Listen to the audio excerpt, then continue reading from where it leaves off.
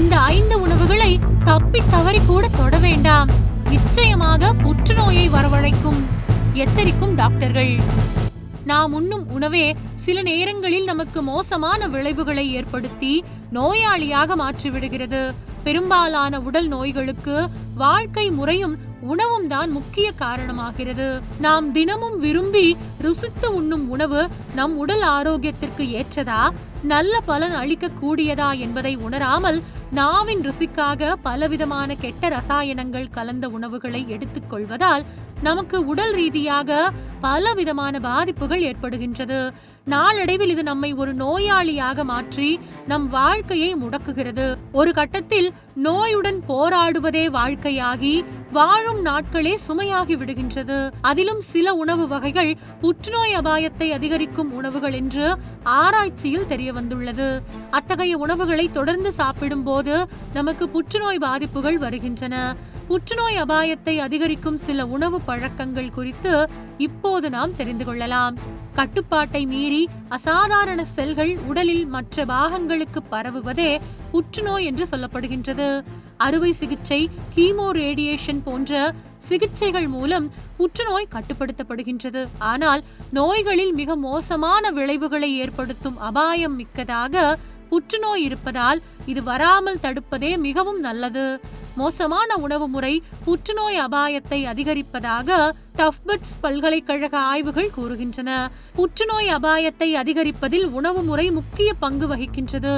அந்த உணவுகள் என்னவென்று இப்போது தெரிந்து கொள்ளலாம். எண்ணெயை மீண்டும் மீண்டும் சூடாக்குவது. பொதுவாக சிலர் எண்ணெயை மீண்டும் மீண்டும் சூடு செய்வது புற்றுநோய் அபாயத்தை அதிகரிக்கிறது. இது DNA சேதம் மற்றும் வீக்கத்தை ஏற்படுத்தும் தீங்கு விளைவிக்கும் சேர்மங்களை உருவாக்குகின்றது.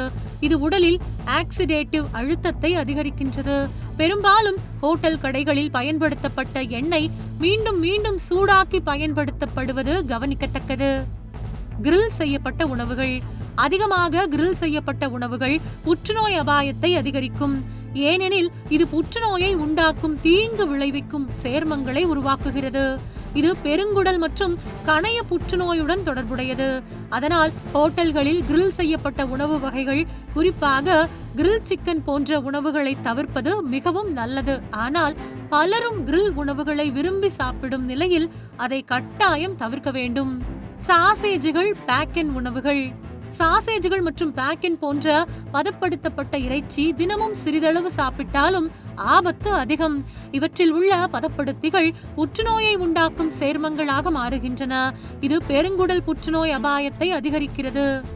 அல்ட்ரா பதப்படுத்தப்பட்ட உணவுகள் அதிக புற்றுநோய் அபாயத்துடன் தொடர்புடையவை. ஏனெனில் இவற்றை தொடர்ந்து உட்கொள்வது குடல் ஆரோக்கியத்தை பாதித்து வளர்ச்சிதை மாற்ற அழுத்தத்தை அதிகரிக்கும். பிளாஸ்டிக் பாத்திரங்கள்.